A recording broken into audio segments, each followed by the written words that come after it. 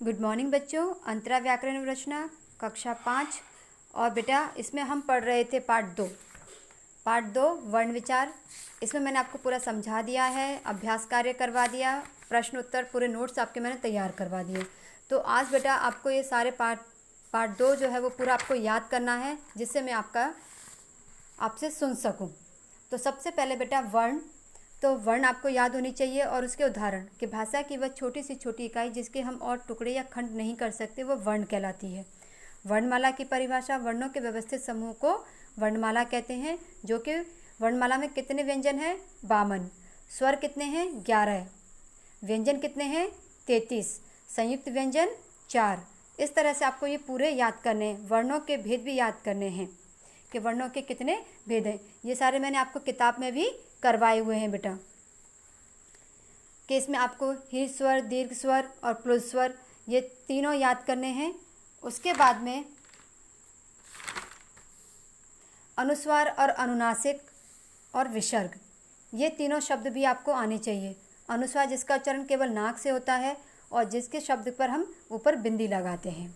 अनुनासिक जिसका उच्चारण नाक और गले दोनों से होता है और जिस पर हम चंद्र बिंदी लगाते हैं। विसर्ग 2 बिंदी लगाते हैं शब्द के अंत में और उसका उच्चारण हम ह के रूप में करते हैं। व्यंजन पता होने चाहिए आपको कि जिन ध्वनियों का उच्चारण करते समय प्राणवायु मुख के विभिन्न भागों से टकराकर आती है और उन्हें व्यंजन कहते हैं। फिर व्यंजन के भेद, और आपको ये चीज़ याद होनी चाहिए कि स्पर्श व्यंजन कौन से हैं, अंतस्थ व्यंजन कौन से हैं और ऊष्म व्यंजन। स्वरों की मात्राएं आनी चाहिए आपको। संयुक्त व्यंजन पता होना चाहिए कि संयुक्त व्यंजन कौन से होते हैं। संयुक्त व्यंजन होते हैं जो 2 व्यंजनों से मिलकर के बनते हैं, 2 भिन्न व्यंजनों से। और द्वित व्यंजन होते हैं जो दोनों व्यंजन एक ही होते हैं और दोनों आपस में मिलकर बनते हैं। संयुक्ताक्षर 2 अलग अलग वर्णों को जोड़ करके बनाया जाता है।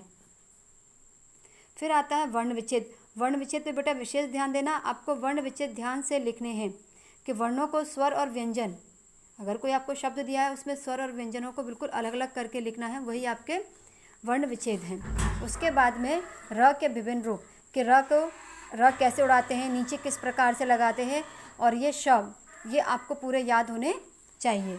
इसके बाद में बेटा आपकी बुक का अभ्यास कार्य, ये जो आपको दे रखा है सही विकल्प वाले, खाली स्थान, और इस तरह से जो शब्द आते हैं ये किस प्रकार से बनते हैं, और ये जो संयुक्त व्यंजन वाले शब्द थे इन चारों से शब्द बनाने आने चाहिए।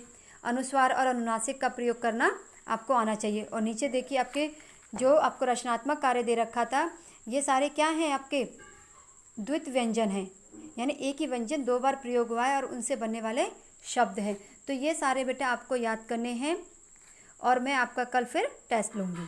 तो आपको टेस्ट के लिए अच्छी तरह से तैयारी करनी है।